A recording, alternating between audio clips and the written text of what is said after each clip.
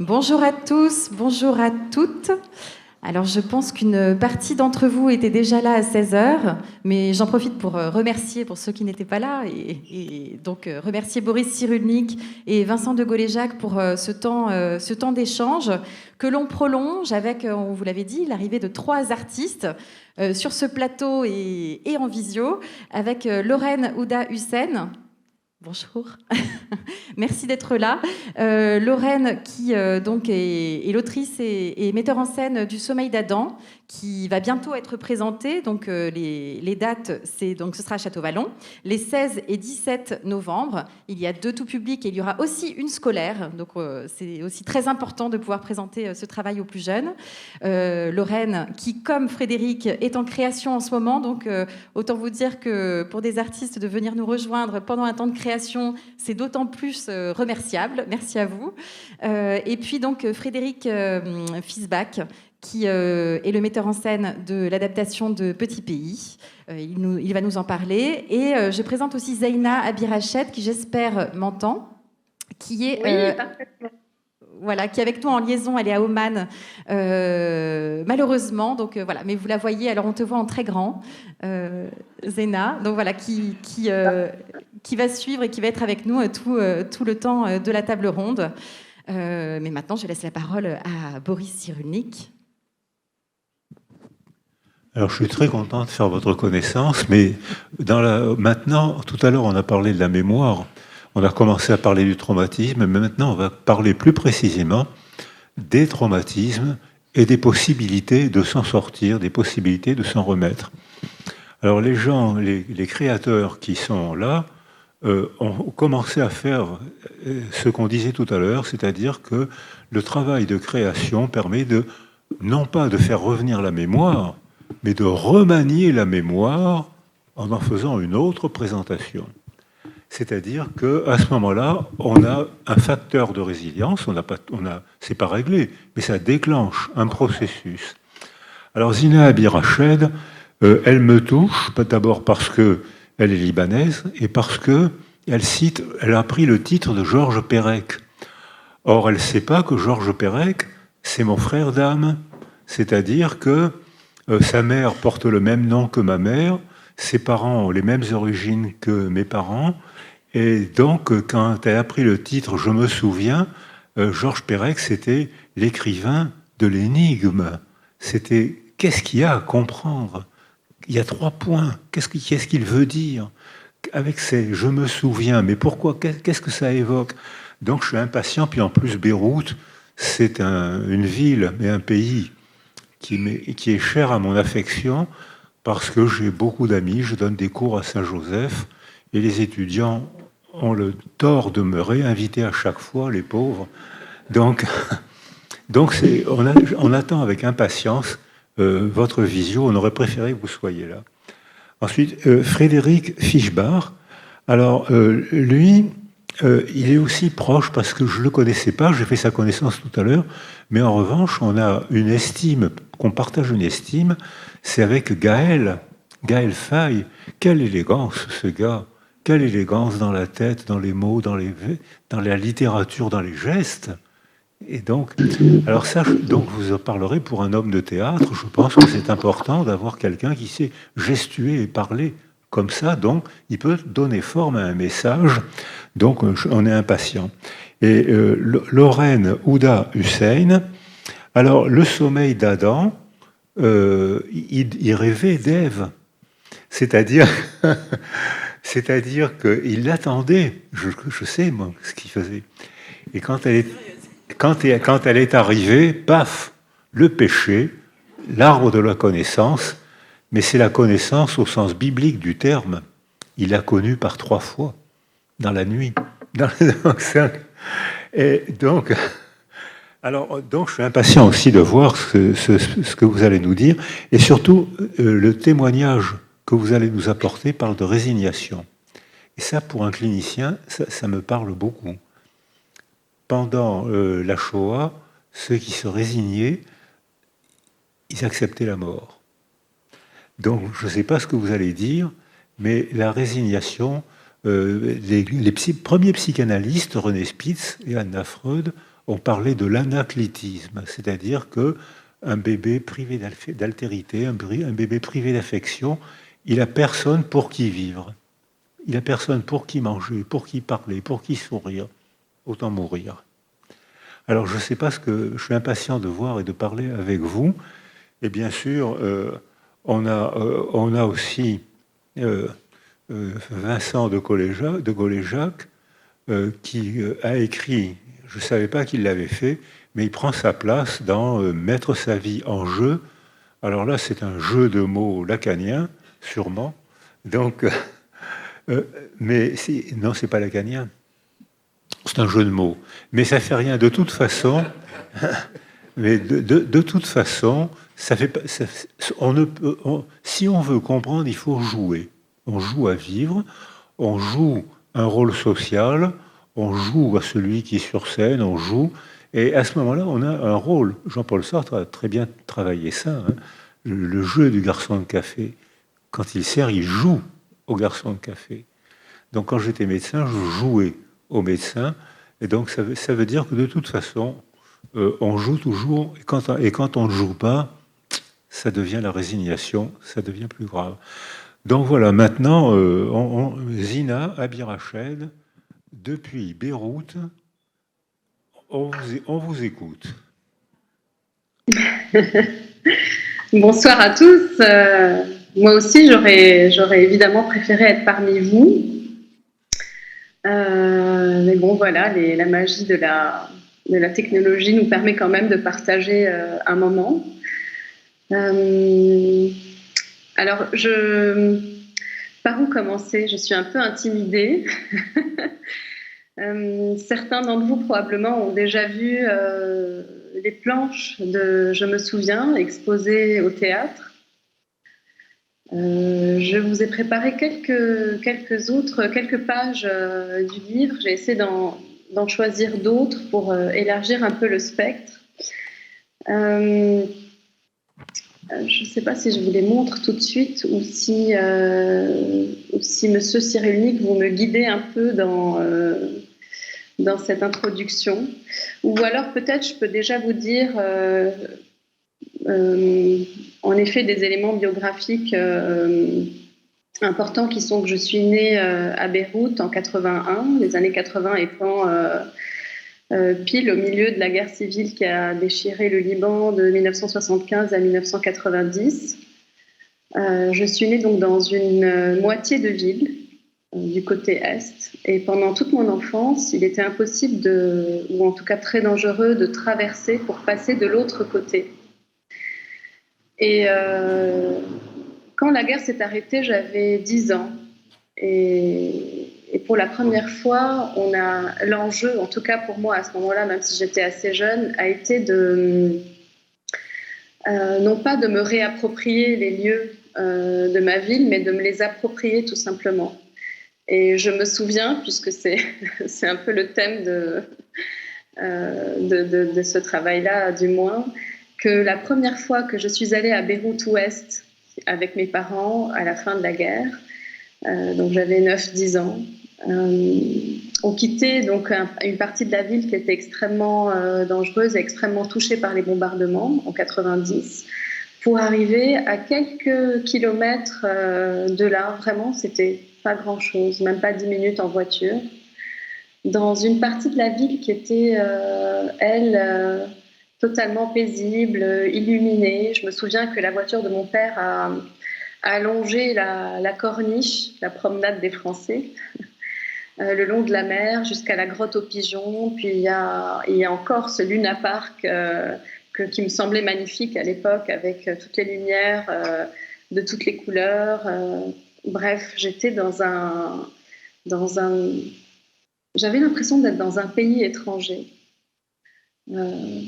Si bien que pendant quelques jours, je n'ai plus parlé ni le français ni l'arabe, qui sont mes 2 langues maternelles. Et je me suis mise à parler anglais, qui était la seule langue étrangère que je connaissais.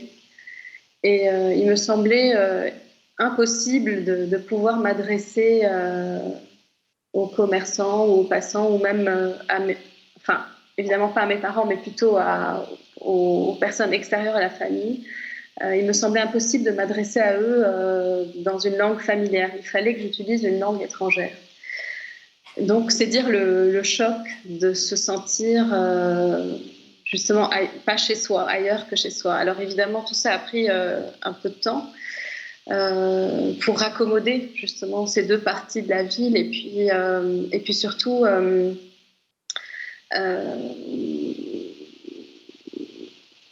faire en sorte qu'on ait plus cette distance psychologique. Évidemment, il n'y avait plus de francs-tireurs, il n'y avait plus de ligne de démarcation, on pouvait parfaitement circuler à ce moment-là. Mais il y avait encore quelque part une voix intérieure qui nous disait « Ah, tu passes de l'autre côté » ou au moment de passer devant l'endroit où se postait le franc-tireur, où on avait envie et où on réprimait parfois l'envie de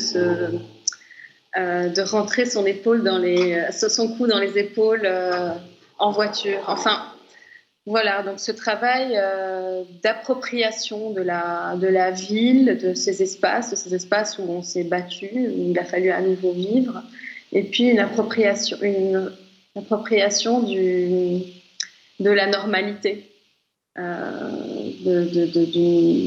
d'une circulation urbaine, de la normalité du quotidien. Voilà. Alors, je ne sais pas si je continue à vous en parler, si je vous montre des images ou si vous voulez m'interrompre, comment vous voulez qu'on fasse? Alors, on peut réagir à vos premiers mots, c'est-à-dire que quand vous dites qu'en 1990, quand vous avez découvert l'autre moitié de Beyrouth, vous étiez dans un pays étranger et vous avez eu du mal à parler votre propre langue maternelle, parce que votre langue maternelle avait perdu son effet sécurisant. Et Georges Perec écrit la même chose que vous. C'est-à-dire que Georges Perec dit, après la guerre, je ne pouvais pas parler yiddish, parce que le yiddish, c'était la langue de la persécution, c'était la langue de la mort. Alors, et parler yiddish, c'était risquer sa vie.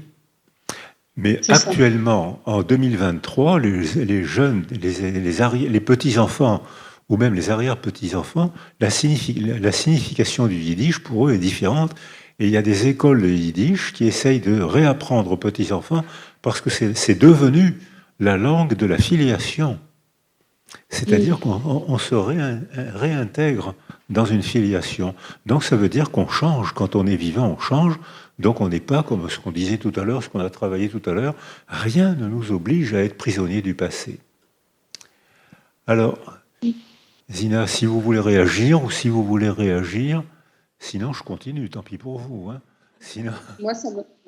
Juste peut-être un petit mot par rapport à ce que vous venez de dire sur les langues. En vous écoutant, je me dis que quand je suis arrivée en France en 2004 pour y chercher un éditeur, c'est à ce moment-là que la langue arabe est revenue. Ça peut paraître paradoxal puisque j'étais entourée j'étais en France, j'étais entourée de Français et il s'agissait de parler évidemment le français.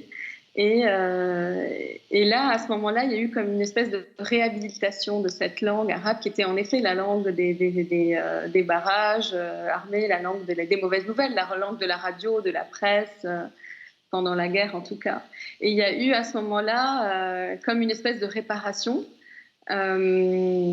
parce que ça devenait la langue de l'intimité, justement, la langue de l'intimité. C'est ça en fait.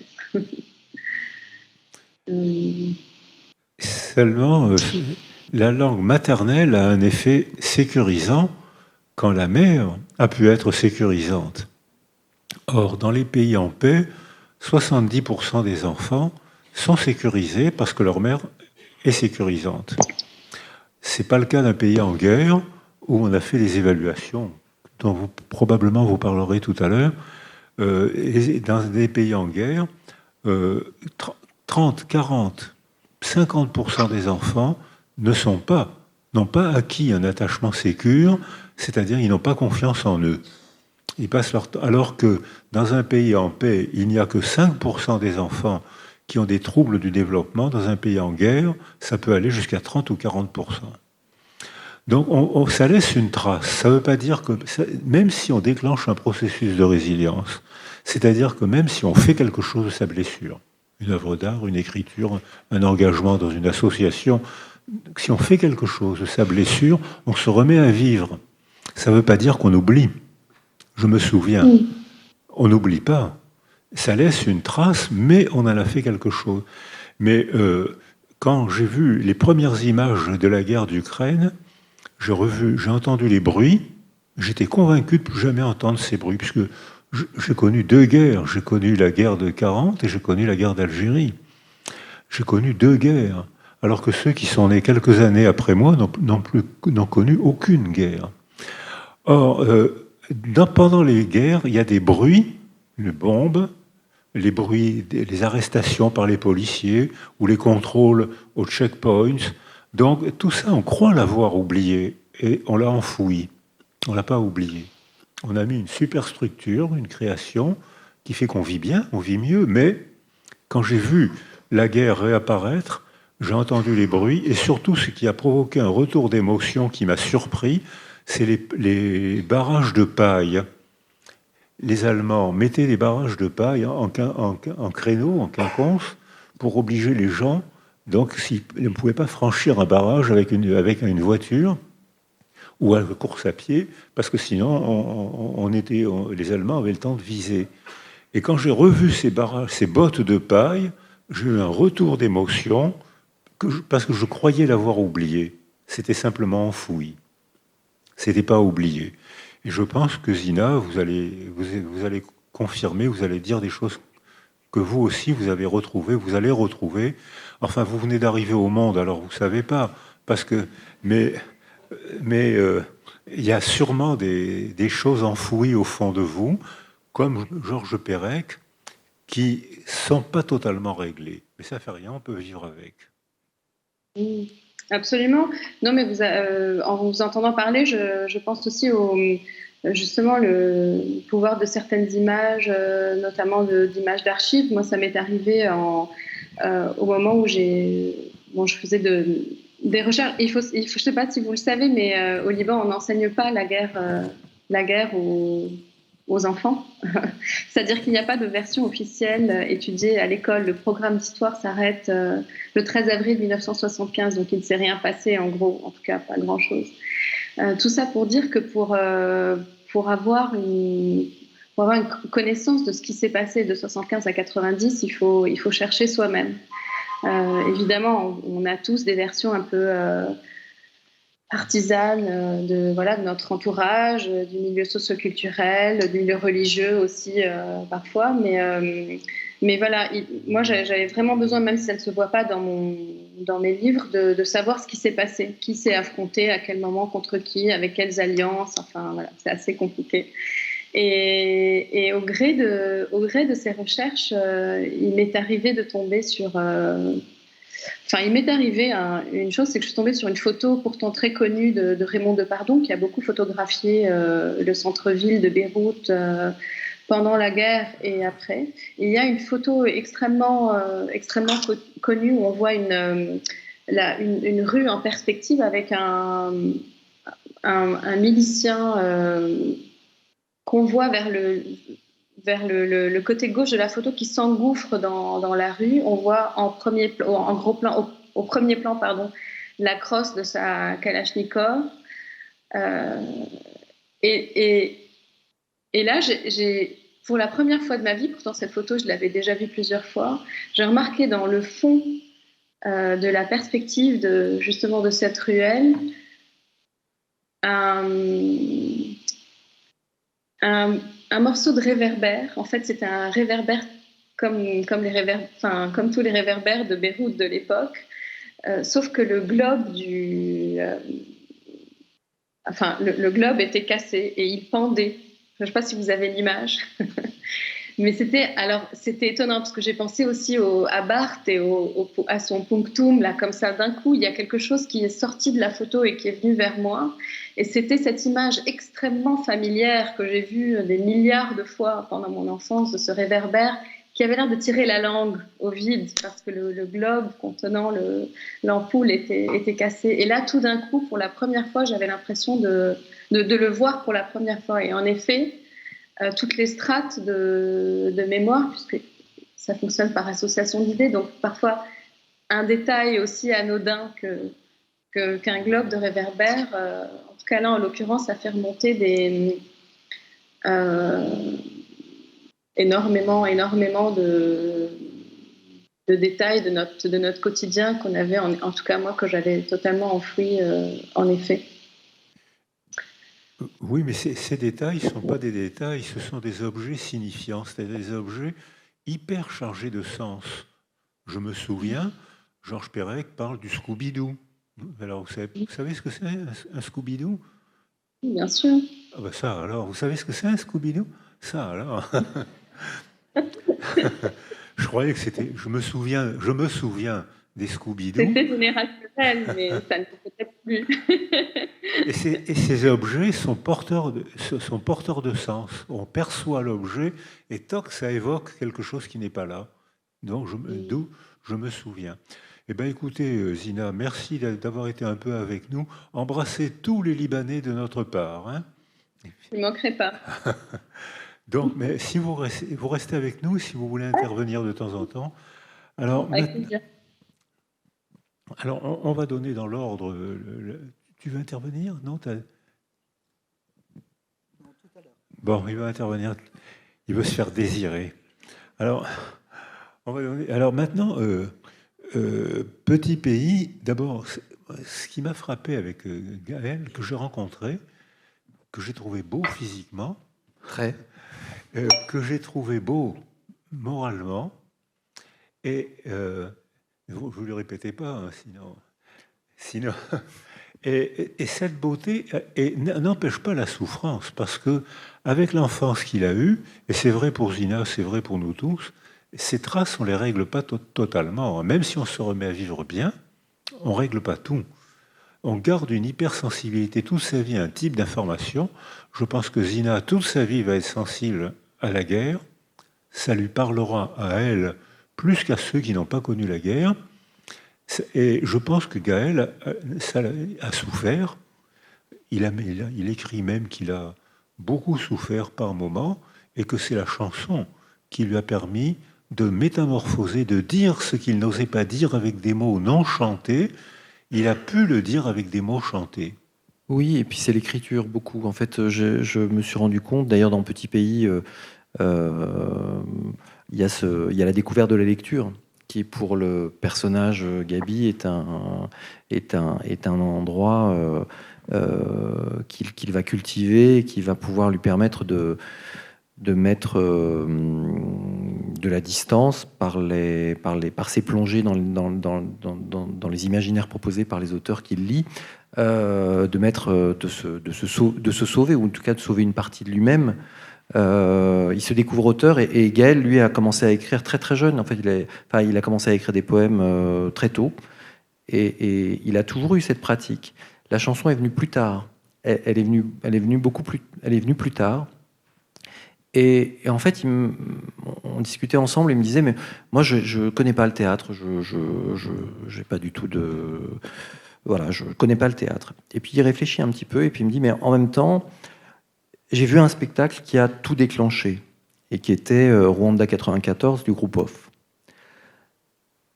Et il me dit, il y a eu un avant et un après ce spectacle, et après avoir vu ce spectacle, ma vie a changé, et je me suis engagé dans ce travail de mémoire, de transmission de la mémoire, donc il y a...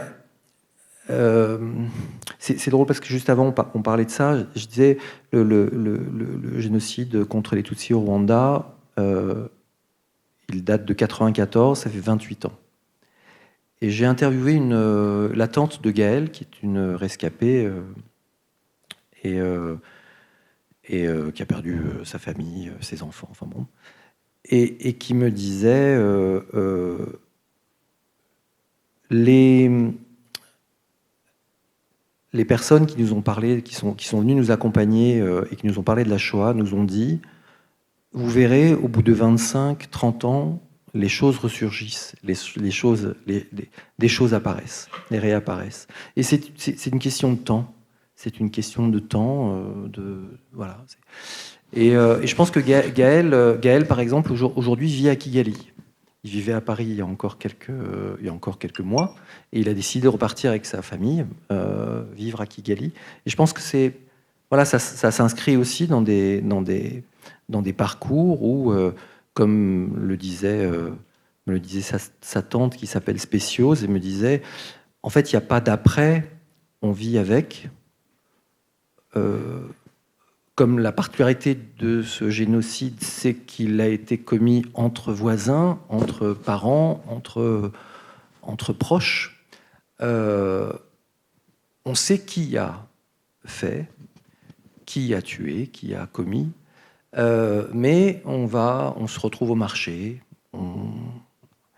Et il y a donc on vit avec. Elle me disait, c'est comme si j'avais deux cœurs. Elle me dit, je peux dire que je suis heureuse aujourd'hui, me disait-elle. Je peux dire que je suis heureuse, quand même pas. Mais on peut parler de bonheur, en tout cas ça s'approche. Mais ça restera toujours. Je suis obligée de fermer les yeux d'un autre cœur, comme si elle avait deux. Voilà. Et elle en parlait très, très, aussi simplement, et c'était très clair en fait. Gaël et l'enfant, il a vécu au Burundi les conséquences du génocide contre les Tutsis au Rwanda. Il a été témoin des répliques occasionnées par ce qui se passait au Rwanda, au Burundi. Ce qui n'est pas toujours évident à comprendre dans le roman d'ailleurs, parce qu'on voit que ce sont à la fin, Gabi, qui est Tutsi, avec un groupe de Tutsis, met à mort un Hutu. Mais c'est une réplique, en fait. Voilà. Vous parliez d'élégance tout à l'heure. Je pense que son élégance, elle est là aussi. C'est-à-dire, c'est sa capacité à nommer les choses, à approcher des événements extrêmement complexes et très durs, tout en les nommer sans insister, en les suggérant. Et son immense talent, pour moi, et son immense élégance, et dans son immense élégance, et elle est là, dans cette il est totalement habité par une responsabilité aussi, qui est de transmettre cette mémoire. Et il se rend disponible à cette transmission. Quand on a travaillé avec les acteurs, je lui ai demandé de passer. Il m'a dit oui, je vais passer. Il est venu en répétition. Il était censé rester, moi je pensais qu'il allait rester 1 heure, 2 heures. On a passé une journée ensemble. Et vraiment, c'était très très naturel. C'est-à-dire qu'il n'y avait pas... il était là pour nous. Et il était là pour nous dire pourquoi il avait écrit ce roman et quelle était cette histoire et quelle était sa position aujourd'hui par rapport à ce roman qu'il a écrit en 2015, qu'il a été édité en 2016, donc on est en 2022, donc il a évolué aussi. Et moi, c'est ça qui m'intéressait aussi, c'était de comprendre où était le Gaël Faye d'aujourd'hui par rapport à ce roman. Et voilà, Alors, non, c'est le cheminement habituel dans tous les traumas, ce que vous avez dit. On se remet à vivre. Alors, on se remet à vivre si on n'a pas de syndrome psychotraumatique, ce qui n'est pas le cas de tout le monde. Si on est laissé seul, il y aura un syndrome psychotraumatique. Mais si on est soutenu et si on peut faire un travail de parole, probablement que le syndrome psychotraumatique sera non pas effacé, oublié, mais enfoui. Et des traces peuvent ressurgir. C'est ce que disaient les survivants de la Shoah, 30-40 ans après, ça peut ressurgir. Mais il y a un autre problème, c'est après dans l'immédiateté du trauma, ou dans les suites immédiates du trauma, le récit intime, c'est-à-dire le récit qu'on se fait de ce qui nous est arrivé, doit être lié avec le récit que les autres font de ce qui nous est arrivé. la culture, les récits collectifs. Et là, il y a un problème. La plupart du temps, la culture fait taire les traumatisés qui ont des témoignages insupportables. Et la culture s'arrange, allez, c'est fini tout ça. Eh ben non, c'est pas fini tout ça. Et si on se tait, ça se reproduit. Alors, et en revanche, donc s'il y a la culture déni, fait taire, le sujet est clivé, coupé en deux, il ne peut dire que ce que vous êtes capable d'entendre. Et si vous n'êtes pas capable d'entendre, il se tait, et s'il se tait, il rumine. Pas d'œuvre d'art, répétition, rumination, toujours la même phrase, la même phrase. Pourquoi il m'a fait ça? Pourquoi il m'a fait ça? On ne peut pas faire une pièce de théâtre avec ça. Il faut élaborer. En revanche, si le discours intime devient cohérent n'est plus discordant du récit collectif, tout d'un coup, très rapidement, le sujet se sent accepté. Je suis dans ma culture, et pourtant j'ai eu un trauma. Et tout d'un coup, grâce à une pièce de théâtre qui a fait parler les gens, grâce à un film, grâce à un roman, grâce à etc., tout d'un coup, la culture ne me fait plus taire. Je me sens chez moi. Mais comme a dit Zina tout à l'heure, tout n'est pas réglé. Et je me permets d'intervenir, c'est que ce qui m'a frappé dans ce que vous disiez, Zéina, tout à l'heure, c'est le fait que cette histoire ne soit pas enseignée aujourd'hui. Et ça me paraît incroyable. Et ce qui est remarquable, enfin ce qu'on peut remarquer en tout cas au Rwanda, c'est que il y a un travail de mémoire et qui a été mis en place très rapidement, et des groupes de parole et des mises en scène aussi de la parole, puisqu'il y a cette semaine de commémoration tous les ans qui s'appelle Ibuka, et qui met en scène la parole des rescapés qui viennent témoigner, qui donne lieu, je voulais vous le dire un texte, mais ça va être trop long, qui est un texte de Gaël qui a assisté en 2014, donc aux 20 ans de cette...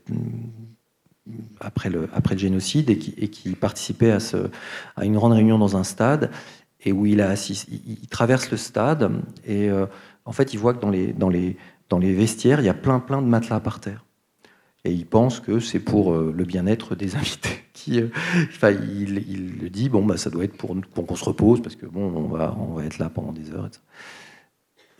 Et ça commence, et tout d'un coup, il y a une personne qui commence à hurler, puis une deuxième personne qui commence à hurler, et qui est prise d'une ressouvenance, elle est projetée tout d'un coup, cette personne, en 94, elle a face à elle les tueurs, et elle se débat, et il faut cette personne la sortir du stade pour aller la calmer essayer de la ramener à aujourd'hui, et certaines sont emmenées à l'hôpital, d'autres arrivent à se calmer sur place. Des détails fous, c'est-à-dire qu'il ne faut surtout pas leur donner de l'eau parce qu'elles voient du sang. C'est-à-dire qu'il y a des et que c'est comme une épidémie. Je te tends la perche, mais c'est comme une épidémie. C'est que dans ces stades, tout d'un coup, il y a alors qu'un rescapé est en train de raconter son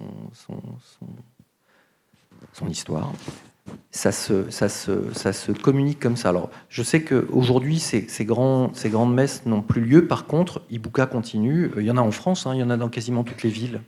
En tout cas, dans beaucoup de grandes villes françaises, on continue tous les 7 avril, il y a une réunion de la diaspora rwandaise, et auquel on peut assister d'ailleurs, en tant qu'étranger, mais on peut venir et écouter cette mémoire qui continue à se dire, à se transmettre, à se travailler, à essayer de faire un récit commun. C'est exactement ce que vous disiez. Voilà, c'est un récit commun. Donc, j'ai ma place dans la société. On peut partager, on peut parler, nos mots désignent la même chose. On peut se comprendre, ne pas être d'accord, mais c'est un récit commun. Donc, il y a une concordance entre les récits. En revanche, si on se tait, il peut y avoir une résurgence. C'est-à-dire, c'est le trauma enfoui est tracé. Et il peut, par exemple, il peut ressurgir même à un grand âge. Vous avez dit 30 ans après, mais on travaille à Toulon, on travaille avec les gens âgés, et comme vous l'avez dit, les gens âgés, très souvent, retravaillent ce qu'ils croyaient avoir leur enfance, et les problèmes enfouis de leur enfance les font souffrir, comme ils disent, comme si ça venait d'arriver. D'où la nécessité d'élaborer pour ajouter une autre source de verbal, une autre source de mémoire. J'ai la mémoire de ce qui m'est arrivé, mais j'ai aussi en plus la mémoire de ce que j'ai dit sur ce qui m'est arrivé et comment vous l'avez accueilli. Donc je remanie ma mémoire. J'ai la mémoire de la blessure, du trauma, mais j'ai aussi la mémoire de votre réaction quand je vous ai dit ce qui m'est arrivé. Si le récit est concordant, je me sens chez moi. Ça ne veut pas dire que j'ai tout réglé, mais je me sens chez moi. Si le récit est discordant, vous m'avez fait taire. C'est vous qui me faites taire, puisque vous ne me comprenez pas, vous ne cherchez pas à me comprendre. D'où la nécessité du détour par le tiers. Alors ça, c'est les psychanalystes qui disent ça. Le détour par le tiers, c'est-à-dire qu'on fait dire à quelqu'un ce que je n'ose pas dire. D'où la nécessité des gens de théâtre, des gens de cinéma, des gens de littérature, des porte-paroles. Les comédiens sont nos porte-paroles, et eux, ils vont dire ce que je n'ai pas la force de dire, ou je ne sais pas le dire, ou je n'ai pas le courage de le dire. Et le comédien, on va l'accepter parce qu'il y a une distance émotionnelle, et on va parler du comédien. Mon œil, le comédien parle de moi, mais en parlant du comédien, c'est lui qui va m'autoriser, m'inviter à parler de moi. Et là, je réintègre. Mais il y a un petit piège même dans ce que vous avez dit, c'est qu'il faut élaborer. D'où Pérec, le copain de Zina et de Boris. C'est-à-dire qu'il faut élaborer. Et alors Pérec, lui, avec les mots, il faisait les mots croisés tout le temps, et il travaillait tout le temps les mots, parce qu'il fallait changer la signification des mots, parce que sinon, on répète, on rumine. C'est toujours la même chose. Et ça aggrave. Ça fait sourd. Donc, parler ou écrire son trauma, c'est quitte ou double. Ou bien on l'élabore, ou bien on l'aggrave. Mais il y a ce livre magnifique de Pérec qui s'appelle La disparition. Oui. Qui est un exercice de style incroyable. Parce qu'il fait disparaître une lettre qui est très, très utilisée dans la langue française. Et il écrit tout un roman sans cette lettre. Ce qui est prodigieux. Et il donne la clé de la disparition dans W au souvenir d'enfance. Il écrit la disparition, ce qui a disparu, c'est la voyelle E, qui désigne eux, mes parents disparus. Oui. Donc c'est vraiment la littérature de l'énigme. Et il donne la clé. Il faut acheter tous ces livres. Hein.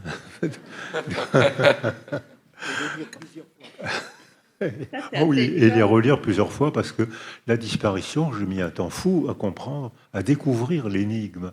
Qu'est-ce que c'est que ce style étrange? Qu'est-ce que c'est que c'est poétique? Qu'est-ce qu'il raconte? Et, mais bon sang, mais c'est bien sûr, c'est la disparition. Alors, donc, on peut jouer avec les mots, et les gens de théâtre sont là pour ça. Mais j'attends avec impatience, sauf si tu veux prendre la parole. Alors j'attends avec impatience ce que va dire Lorraine Ouda Hussein, parce que dans ma discipline, mes maîtres, c'est René Spitz, Anna Freud, qui ont décrit les résignations chez les bébés anglais pris sous les bombardements de Londres. Ils avaient vu leurs parents mourir, ils avaient eux-mêmes été pris dans les bombardements de Londres. René Spitz et Anna Freud avaient récupéré ces bébés, plusieurs centaines, et avaient trouvé ce qu'elle avait appelé des nurseries, c'est-à-dire elle avait réquisitionné des maisons à Hampstead, la banlieue chic de Londres, et elle avait mis ses bébés. Et certains de ces bébés étaient résignés de manière inquiétante. C'est pas normal qu'un bébé soit résigné ou qu'un enfant soit résigné. Qu'est-ce que vous allez nous expliquer ? Déjà, avant de parler de la résignation, je voulais juste dire que la compagnie, elle est gérée, on dirige à deux, avec un metteur en scène israélien qui s'appelle Ido Shaked, et que moi je suis franco-libanaise.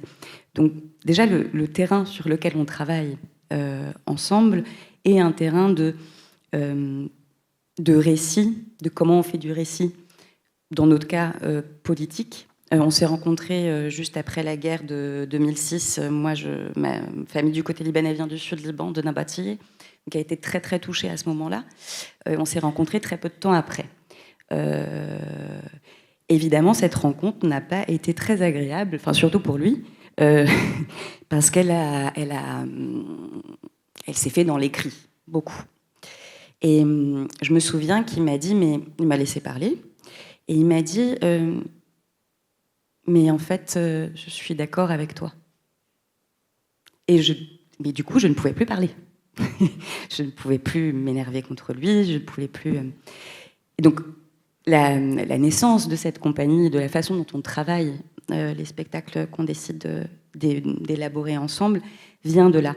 Ce qui ne veut pas dire qu'on est dans une démarche comme on peut voir, des associations humanitaires pour la paix, etc. C'est pas ce que je suis en train de dire. Mais du coup, on a développé plusieurs spectacles ensemble sur des thèmes toujours assez, polémiques. Et celui-là, donc le sommeil d'Adam, on a commencé à le travailler parce qu'on est tombé sur un article du New Yorker qui décrivait cette très étrange syndrome de résignation. Donc ce ne sont pas mes mots, hein, ce sont les mots des autorités suédoises.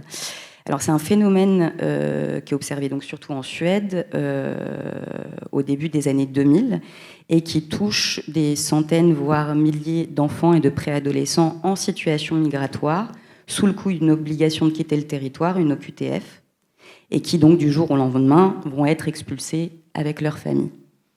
Quand ils reçoivent ce papier-là, quand ils reçoivent la nouvelle de cette expulsion-là, ils tombent petit à petit dans une forme de sommeil. Alors ça commence par, on parlait de la langue tout à l'heure, le refus de parler la langue maternelle. La volonté de parler, bon là on parle de la Suède, le suédois, en tout cas la langue du pays d'accueil.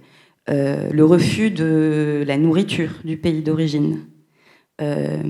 La colère contre les parents qui, selon eux, ne se sont pas suffisamment bien intégrés. Et petit à petit, il y a une forme de... ils deviennent de plus en plus apathiques et ils finissent par complètement tomber dans ce que les médecins ont statué qui est un coma, en fait, sans aucune raison physiologique. Donc nous, quand on tombe sur cet article-là un matin en allant en répétition dans le RER, évidemment, on est stupéfait parce que le potentiel symbolique de ce sommeil-là, ce corps qu'on traite comme un objet et qui, du coup, volontairement devient objet, nous a posé beaucoup de questions. À ce moment-là, on était en train de travailler sur un spectacle qui s'appelle L'Incivil, qui a été créé ici à Château-Vallon en 2019, sur les Antigones de nos jours.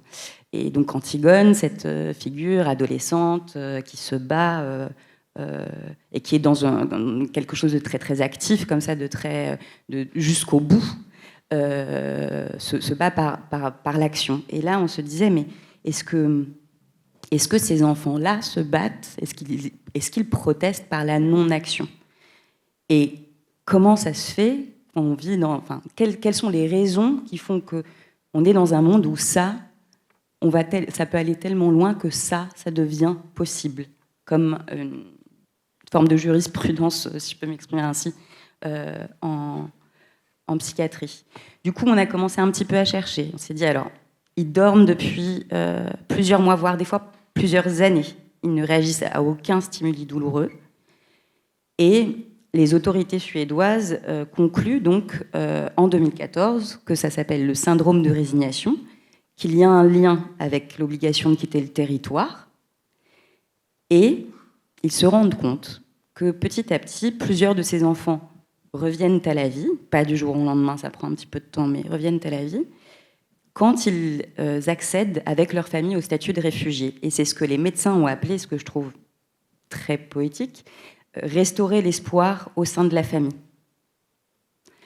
c'est un cadeau pour une équipe de comédiens et restaurer l'espoir au sein de la famille. Qu'est-ce que ça veut dire ?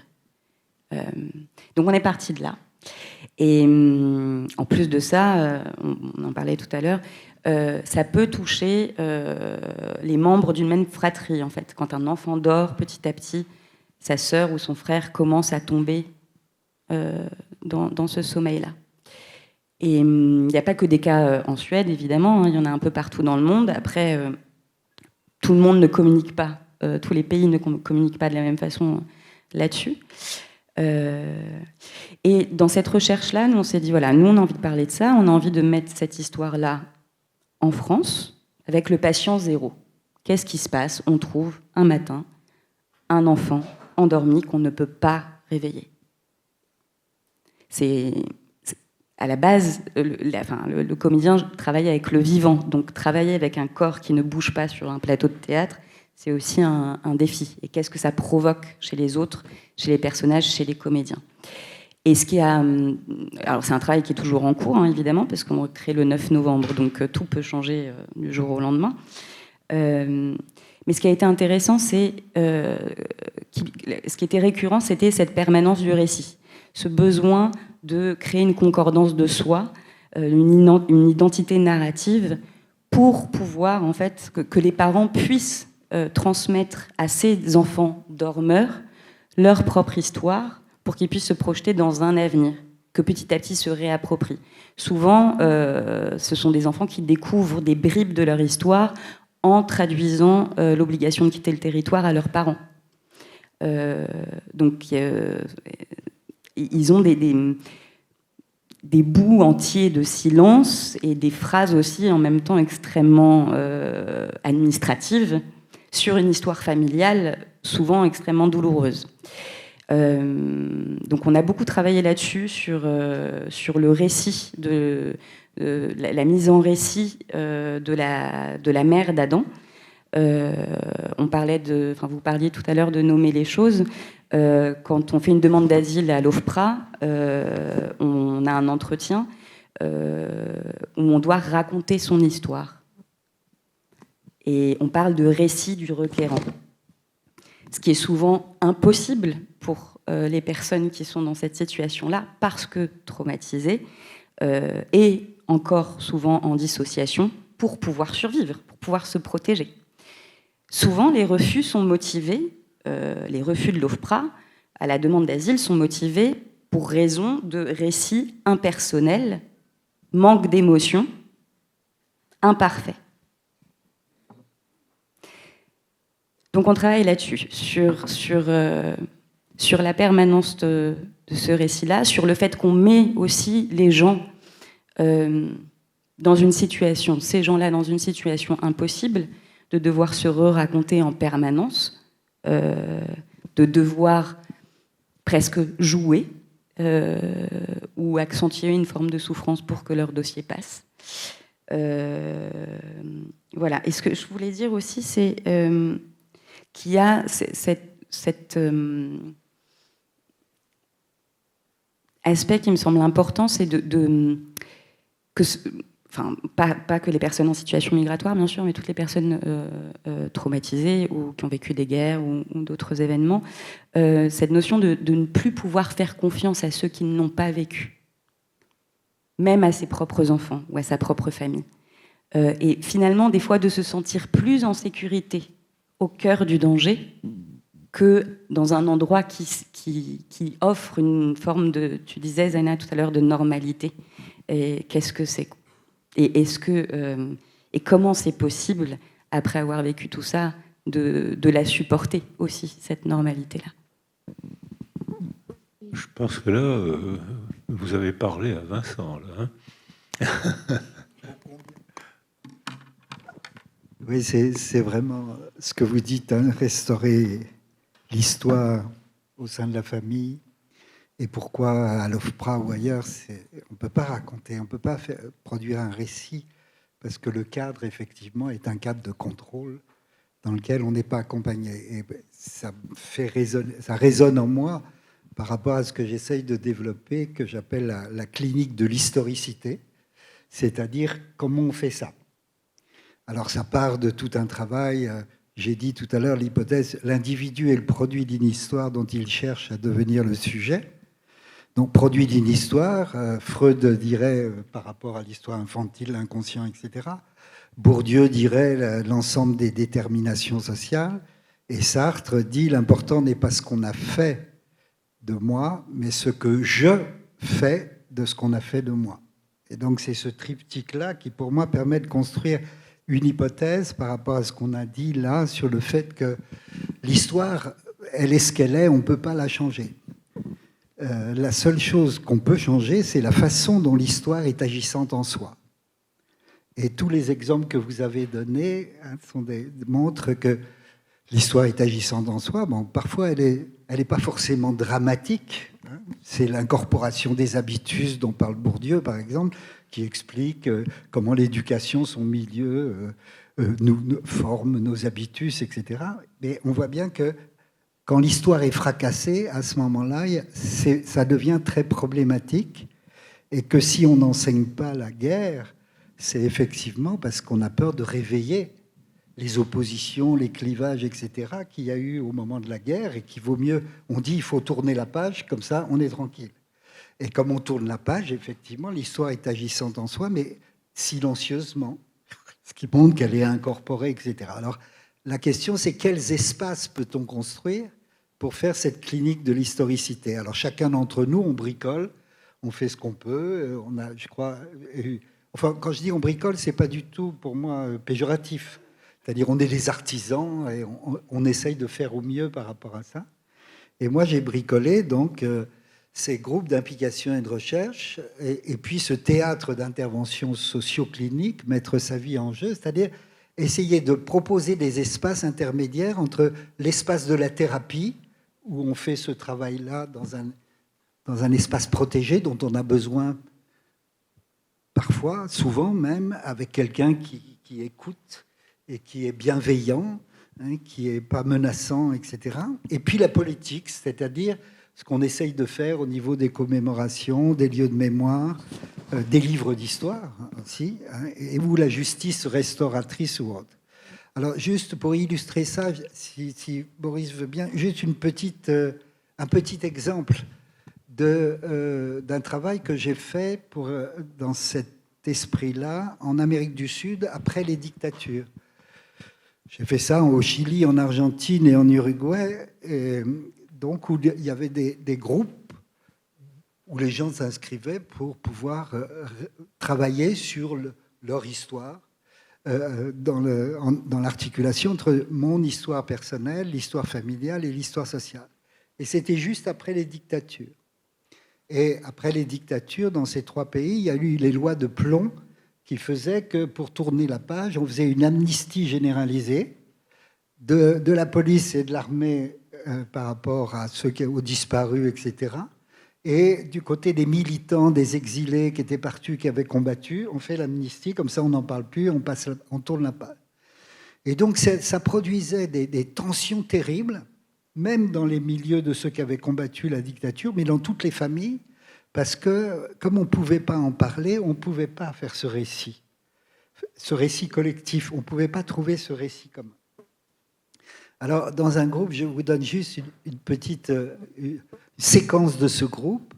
Donc, ils étaient sur roman familial et trajectoire idéologique. Ils parlent de leurs valeurs. Ils parlent et puis, évidemment, la dictature arrive tout de suite. Et puis, il y a une femme qui s'appelle Elvira et qui dit « Je vais vous dire quelque chose que j'ai jamais dit à personne. Le 27 juin 1973, c'est le jour de la dictature en Uruguay. J'avais 12 ans et comme tous les matins, je vais à l'école et la directrice de l'école rentre dans la classe et dit aujourd'hui, il y a un coup d'État, donc cet après-midi, vous n'aurez pas cours. Et la classe éclate de joie. Non pas parce qu'il y a eu un coup d'État, mais parce qu'il n'y a pas cours l'après-midi, puis ils reviennent insouciantes, etc. Et elle rentre chez elle et elle voit ses parents complètement effondrés en pleurs. Et là, elle est tétanisée, sidérée. Elle dit, je n'ai jamais dit ça. Elle a 35 ans quand elle participe au groupe. Je n'ai jamais pu. J'avais tellement honte et j'ai tellement encore honte d'avoir pu être insouciant, d'exprimer de la joie, etc., de voir mes parents effondrés et ce qui a suivi de la dictature. Elle raconte ça et le groupe l'écoute et puis tout le monde, on comprend bien, t'as pas à avoir honte et tout. T'as pas à avoir honte, mais elle a honte comme. Et à ce moment-là, il y a une fille à côté d'elle qui se met à s'effondrer en larmes et qui dit, je te remercie d'avoir dit ça. Moi, au moment de la dictature, j'avais 6 ans. Et il y a un garçon dans la cour de récréation qui me dit, regarde, celui-là, son père, il est en prison. Regarde là. Et puis, avec ce garçon, elle lui jette des pierres. Et en fait, elle réalise que ce garçon était un fils de militaire et que le garçon sur lequel elle a jeté des pierres était en prison parce qu'effectivement, il combattait la dictature. Et elle dit, mais j'étais d'un milieu ouvrier, je ne comprenais pas, je n'avais pas de conscience politique. Et là aussi, je n'ai jamais pu parler de ça, etc. Et puis, grand silence dans le groupe. Et puis, le plus vieux du groupe racle sa gorge. Jorge, il s'appelait. Et puis, il dit, je vous remercie d'avoir dit ça, parce que moi, j'étais ça pendant 4 ans. Et il montre un numéro sur son bras. Et il dit, j'étais en prison. Et quand je suis sorti de prison, on m'a célébré comme un héros, comme quelqu'un de formidable qui avait lutté contre la dictature. Mais quand on est en prison, on n'est pas un héros. Et on ne peut pas raconter ce qu'on vit là, etc. Alors, vous voyez, c'est juste la question de comment construire un récit commun qui soit à la fois au plus proche du vécu de chacun et comment le vécu de chacun, quand on commence à parler de ça, permet d'autoriser à dire quelque chose sur comment on a vécu les choses. Et comment chacun a vécu les choses va permettre de dépasser les clivages et les oppositions qui empêchaient jusque-là d'en parler. Alors évidemment, ça c'est dans un petit groupe. C'est dans un petit groupe de gens qui sont volontaires. Bon, j'ai évoqué tout à l'heure l'intérêt de le faire avec des gens qui viennent d'origine hétérogène, mais qui ont vécu la même expérience dans des positions différentes. Et ce que Boris disait sur la construction d'une représentation commune pour rendre ce récit possible, mais c'est possible non pas en renonçant à ces représentations singulières et personnelles, mais en essayant de dépasser la singularité de chacun pour faire une clinique de l'historicité. C'est le passage du niveau individuel à un niveau collectif, c'est-à-dire l'importance de produire un récit collectif.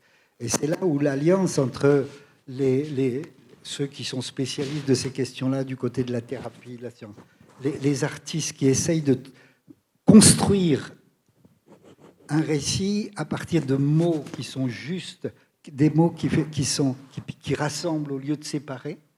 Et je dirais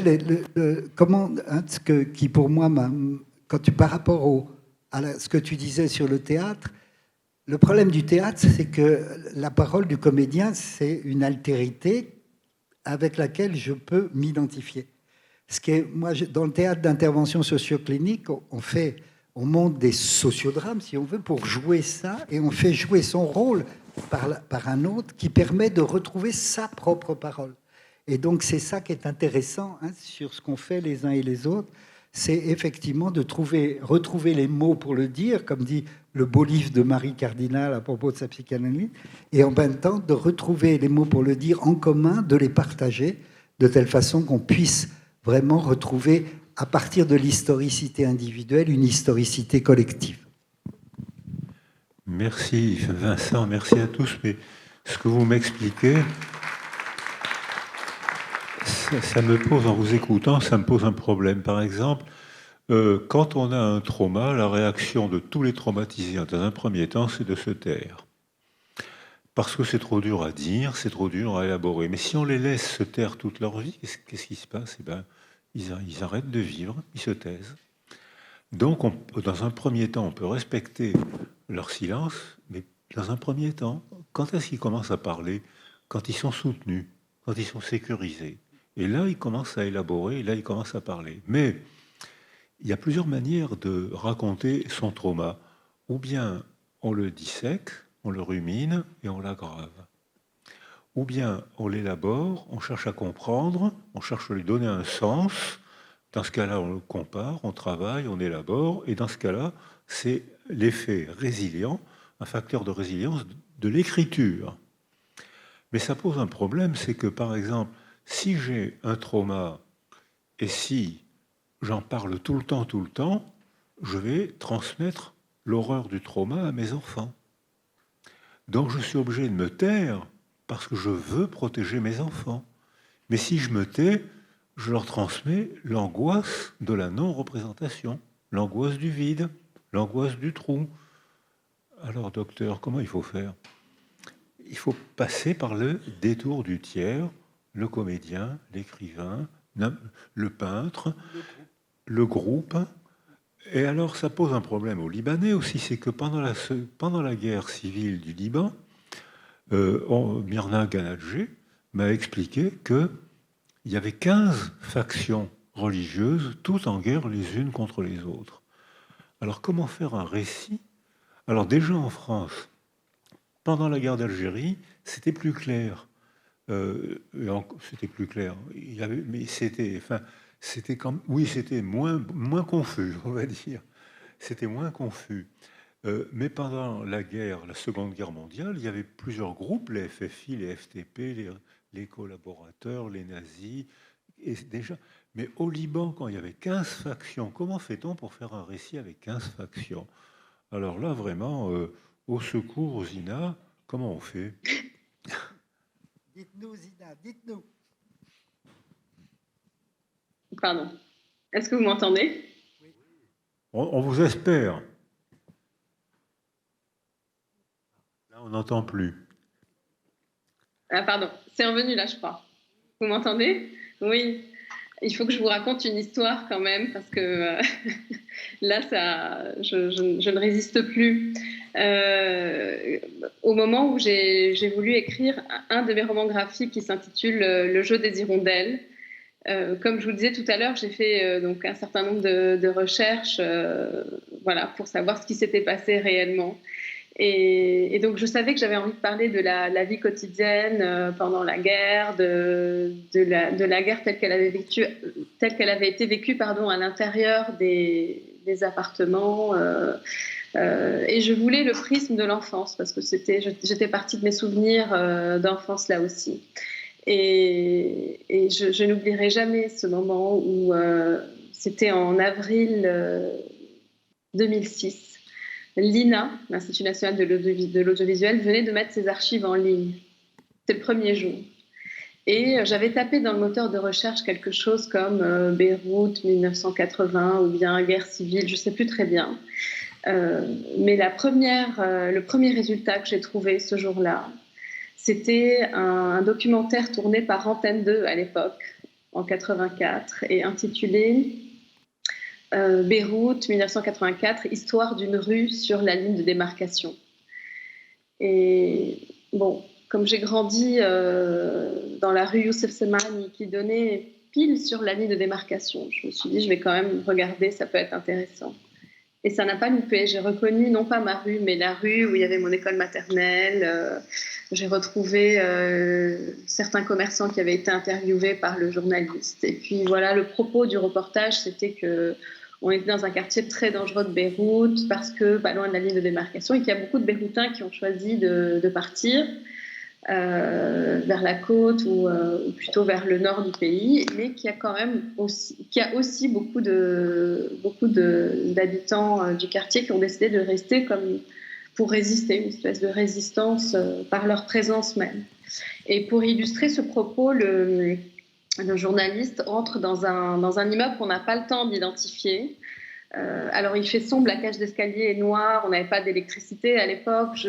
Voilà, c'est assez flou, on est dans le noir pendant un petit moment, et brusquement la porte d'un appartement s'ouvre et on aperçoit des silhouettes collées les unes aux autres dans l'entrée de cet appartement éclairé à la bougie ou un camping-gaz, comme on disait à l'époque. Je ne sais plus très bien. Enfin bref. Et puis, et à ce moment-là, là aussi, brusquement, un gros plan sur une femme qui est assise dans cette entrée et qui regarde le journaliste français et qui lui dit cette phrase que j'ai trouvée extraordinaire. Elle lui dit « Vous savez, je pense qu'on est quand même peut-être plus ou moins en sécurité ici. » Et au moment où elle dit ici, on entend la déflagration d'un obus. Et il se trouve que cette femme, c'est ma grand-mère maternelle que j'ai retrouvée par hasard sur l'écran de mon ordinateur. J'étais à Paris à l'époque. Et ma grand-mère fait partie, justement, fait partie de ces personnes qui n'ont jamais voulu me parler de la guerre. Elle était la première à vouloir me parler plutôt des années 60, la période dorée du Liban, la Suisse, du Moyen-Orient, enfin toutes les caves du roi, la rue de Félicie, la pâtisserie suisse, enfin tous ces lieux emblématiques du Beyrouth de l'âge d'or. Mais c'est comme si sa mémoire s'arrêtait de fonctionner à partir du 13 avril 1975, qui est le premier jour de la guerre. Et voilà que, par un hasard extraordinaire de la vie, c'est elle qui, à son insu, me donne la porte d'entrée vers ce travail de mémoire avec cette phrase totalement incroyable, mais qui permet aussi de comprendre comment des personnes en situation de crise, c'est pas du tout spécifique aux Libanais, font pour tenir après tout. Et ce qui est amusant dans cette histoire aussi, en plus de l'émotion, c'est que plus tard, plusieurs semaines après cet événement, je me suis souvenu que quand j'étais enfant, mes parents m'avaient dit, tu sais, ta grand-mère a été filmée par les Français. Ils m'ont dit de cette manière-là, c'était très mignon. Et dans ma tête d'enfant, j'avais imaginé ma grand-mère, évidemment, en star de cinéma, quelque chose de très glamour, avec, je ne sais pas, au moins un brushing, un boa, un fume-cigarette, enfin, quelque chose de beaucoup plus glamour que ce que j'avais sous les yeux ce jour d'avril 2006. Et j'ai mis du temps à comprendre que ta grand-mère a été filmée par les Français. C'était ce reportage d'Antenne 2 quand même assez glauque, où on aperçoit ma grand-mère calfeutrée dans l'entrée de l'appartement de son cousin. Finalement, j'ai fait des recherches après. Voilà, enfin, j'ai eu envie de vous raconter ça parce que c'était un peu parce qu'on a parlé de transmission, on a parlé de silence, on a parlé de justement comment trouver les mots et cette femme-là, en fait, elle est toujours en vie, mais elle est toujours silencieuse sur ces années-là. Et je ne sais pas si elle se souvient d'avoir un jour réussi à articuler une phrase aussi, en tout cas suffisamment, non pas absurde, mais qui pose suffisamment de questions pour que j'ai envie de m'y mettre, en gros, de me mettre à la recherche de cette mémoire. Et ça a été le début d'un travail. Oui, mais en modifiant ce qu'on a dit cet après-midi, c'est que en modifiant la culture, on rend plus facile la parole. C'est-à-dire que la parole est difficile quand on sait que l'autre ne veut pas nous entendre. Mais dès l'instant où la culture est un peu modifiée, accepte d'entendre, la parole devient plus facile, on peut s'exprimer, donc prendre sa place dans notre culture. On va prendre quelques questions, si vous voulez bien. Comme tout à l'heure, on prend que les questions géniales.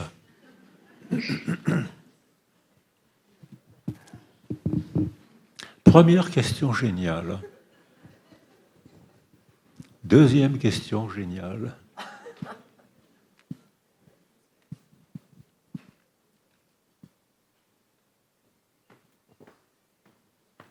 Ah.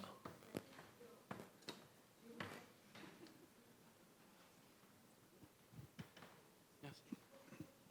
Ça va du coup, j'ai tout dit. Donc bonjour. J'avais le l'oncle de ma mère qui a vécu la guerre d'Algérie, qui a été sur le champ de bataille et tout. Et à côté, j'avais le meilleur ami de mon grand-père qui lui aussi a fait la guerre d'Algérie. De son côté, le meilleur ami de mon grand-père m'en parlait avec toujours des euphémismes sur la réalité, Comme par exemple, il disait j'entendais les lapins, alors qu'en réalité, c'était pas des lapins, c'était des grenades. Et à un côté, je me disais, c'est l'oncle de ma mère qui, lui, n'en a jamais parlé. On n'arrivait pas il n'a jamais réussi à nous transmettre ce qu'il a pu vivre là-bas. On sentait dans ses yeux cette horreur, mais jamais il a réussi à dire un mot, ne serait-ce que même à sa femme. Et ça m'a toujours marqué, parce que quand je voyais mes grands-parents qui, eux, avaient aussi vécu la guerre, on en a toujours parlé. Mais la guerre d'Algérie, il y a comme quelque chose qui empêche les personnes qui l'ont vécu d'en parler. Pourtant, je ne pense pas qu'elle soit forcément pire que la Deuxième Guerre mondiale. J'arrive pas à comprendre pourquoi il y a ce blocage propre à cette guerre, quoi. Lorraine. Oui, je sais pas, je sais pas, j'ai une réponse, mais enfin, ça me fait penser, et aussi sur ce que Zaina disait avant. On parle de récits communs, comment créer un récit commun, tout ça. Après, j'ai l'impression qu'il faut aussi faire attention bon, l'histoire elle est quand même écrite souvent par les vainqueurs, hein, on va pas se mentir. Et il y a enfin, tout ce qui se passe aussi sur les études postcoloniales maintenant et sur la refonte d'une histoire, etc. Bon, par exemple, au Liban, il y a eu un décret d'amnésie nationale, hein, pour le coup. On n'en a jamais parlé.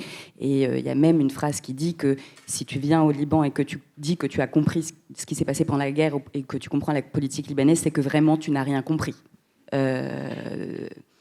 Mais ce que je voulais dire par rapport à ça, il y a une... Comment ? C'est qu'on t'a mal expliqué. Oui, c'est qu'on t'a mal expliqué. Il y a une phrase de Mahmoud Darwish, poète palestinien, qui dit qui impose son récit hérite de la terre du récit. Et je trouve que c'est une phrase vraiment, moi en tout cas, qui m'accompagne souvent. La mémoire, en tout cas pour moi, à mon sens, à moi, elle est politique. Et si on prend l'exemple, je connais moins l'exemple de l'Algérie, mais si on prend l'exemple du Liban, qui, alors pour le coup, comme exemple de peuple résilient, c'est quand même un exemple assez phare, qui aussi, à un moment donné, dans cette fuite, ne veut plus avoir à être résilient, et qui réclame un droit à la colère ou un droit au silence.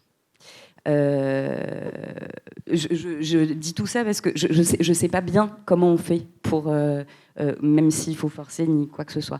Parce que je sais, en tout cas d'un point de vue très intime, en tout cas pour moi, que ce soit au théâtre ou dans mon travail et dans ma famille, qui sont souvent des choses qui se lient quand on écrit finalement, parce qu'on parle toujours de soi-même. Quelque part, on part de soi-même, on part de l'intimité pour raconter quelque chose.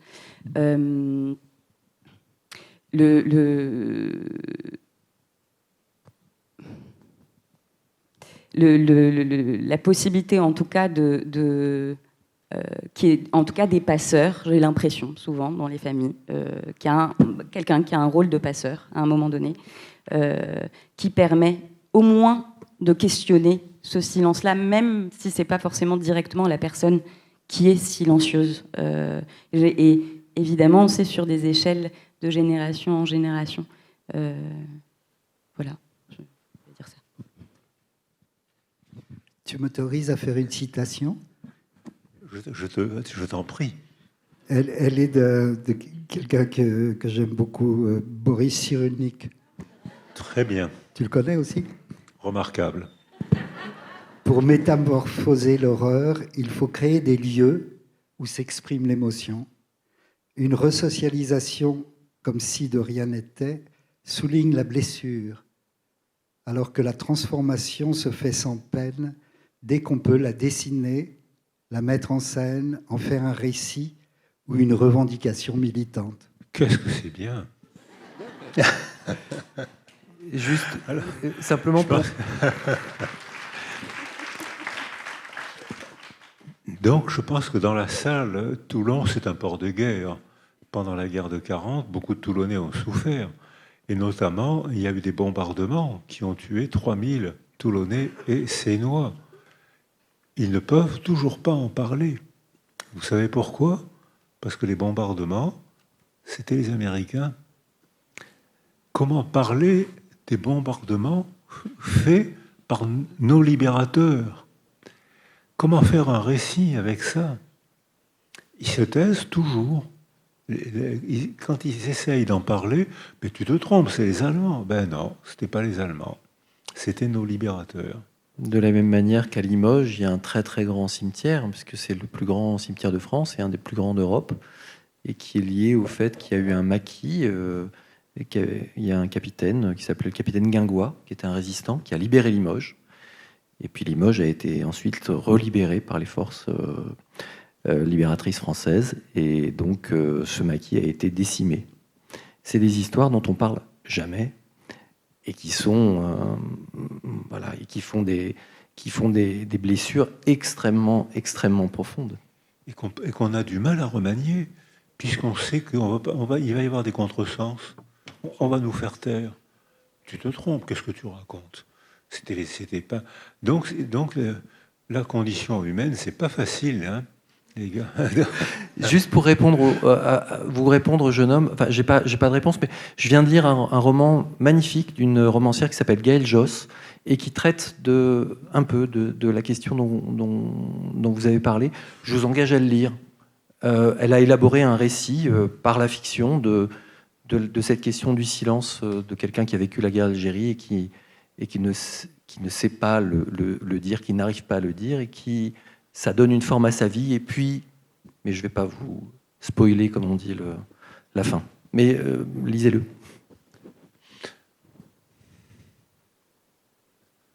Question géniale. Encore une ou deux questions. Monsieur. Attendez, l'outil arrive. À la lumière de ce que vous venez de dire, et je vais essayer d'être excellent moi aussi, comment apprendre à naviguer face aux mémoires abusives, face aux mémoires en conflit, que ce soit à titre familial, à titre institutionnel ou dans les pays en guerre? Comment apprendre à naviguer? Pour moi, la réponse est dans la question, justement, parce que les enfants ou les adolescents, les adultes, sont empoisonnés par une mémoire abusive, par une version qui s'impose à un moment donné.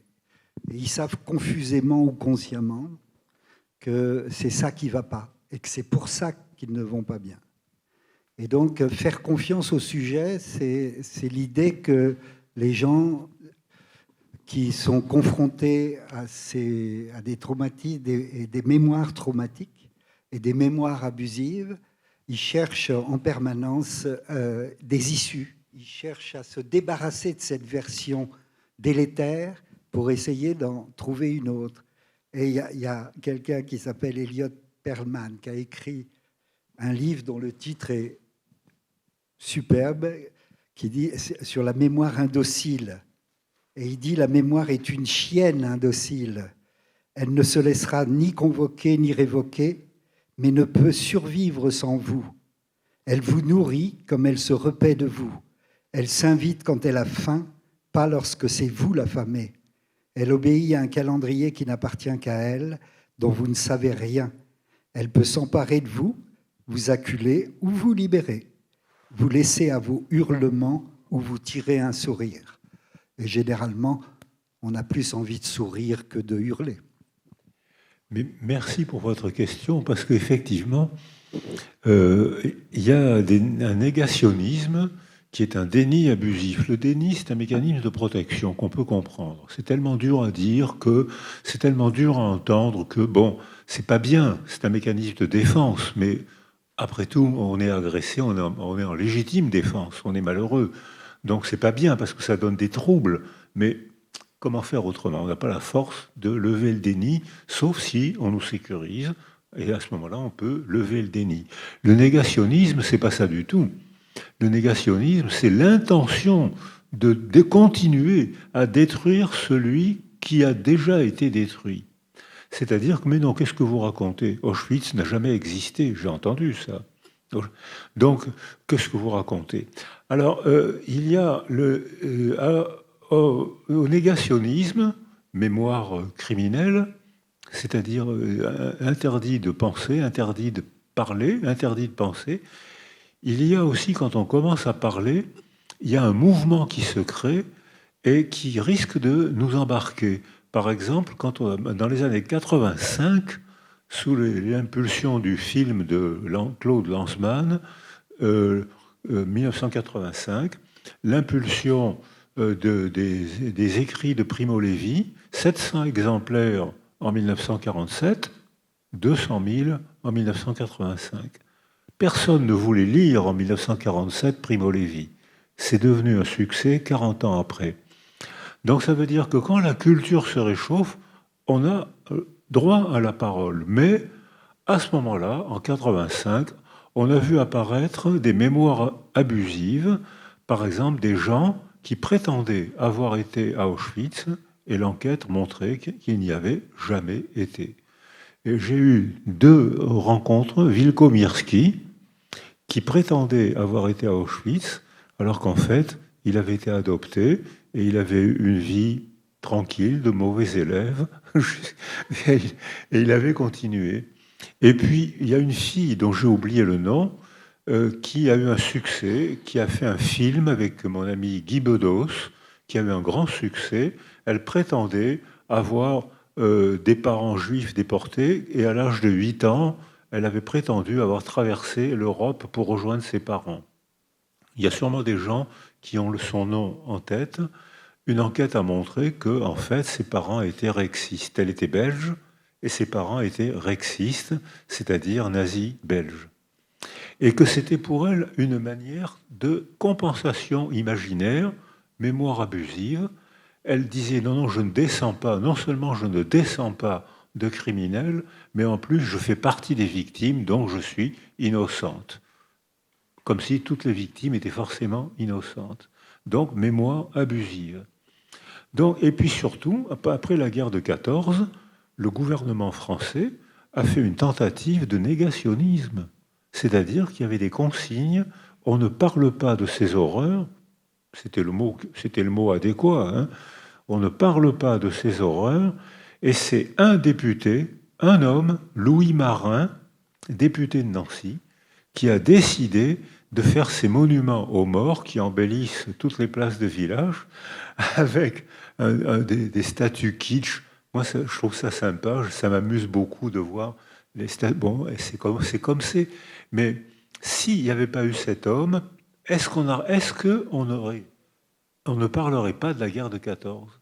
Alors, je pense qu'on en parlerait parce qu'il y a eu le feu, parce qu'il y a eu des romans, parce qu'il y a eu plus que des témoignages.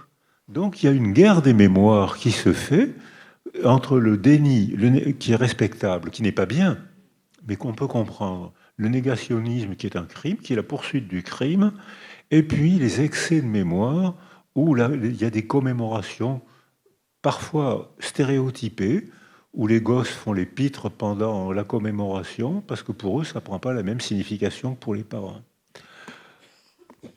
On prend une dernière... Merci. Alors là, vraiment, votre question était géniale, comme les autres d'ailleurs. Hein, mais... Dernière question géniale.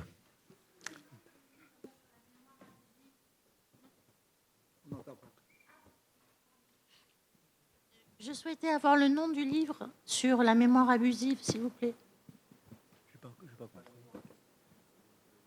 Ah, sur